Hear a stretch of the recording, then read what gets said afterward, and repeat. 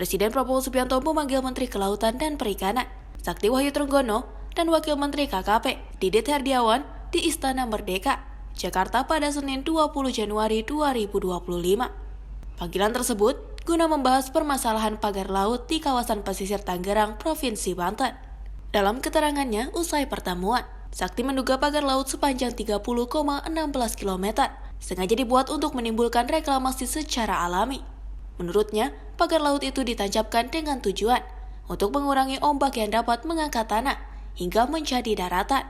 Menurutnya, reklamasi alami itu dapat membentuk daratan yang cukup luas, bahkan diprediksi bisa mencapai ribuan hektar. Saya perlu sampaikan, kalau di dasar laut itu tidak boleh ada sertifikat. Jadi itu sudah jelas ilegal juga.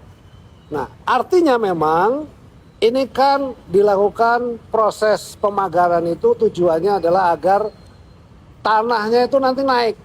Semakin lama semakin naik, semakin naik. Jadi kalau ada ombak datang, begitu ombak surut, dia ketahan.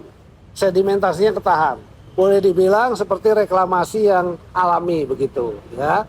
Jadi nanti kalau terjadi seperti itu akan terjadi daratan dan jumlahnya tuh sangat besar. Tadi saya laporkan kepada Bapak Presiden, dari 30 hektar itu kira-kira sekitar 30 ribuan hektar kejadiannya. Nah, kan itu sangat besar. Nah, di bawahnya ternyata menurut identifikasinya dari Pak Menteri ATR BPN itu sudah ada sertifikatnya.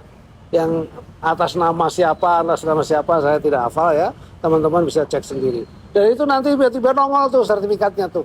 Kalau sudah dia berubah menjadi daratan, itu nanti dia akan nongol sertifikatnya. Tapi bagi kami sekarang ini itu tidak berlaku. Kenapa? Karena pasti yang namanya kegiatan di ruang laut ya tidak boleh, harus ada izin. Di pesisir sampai ke laut tidak boleh, harus ada izin. Itu yang terjadi. Tadi arahan Bapak Presiden satu, selidiki sampai tuntas secara hukum supaya kita harus benar koridor hukumnya. Apabila tidak ada, itu harus menjadi milik negara. Trenggono mengungkapkan bahwa pihaknya telah berupaya memanggil beberapa pihak, termasuk Persatuan Nelayan Pantura yang sempat mengeluarkan pernyataan di media terkait pembangunan pagar laut di Tangerang.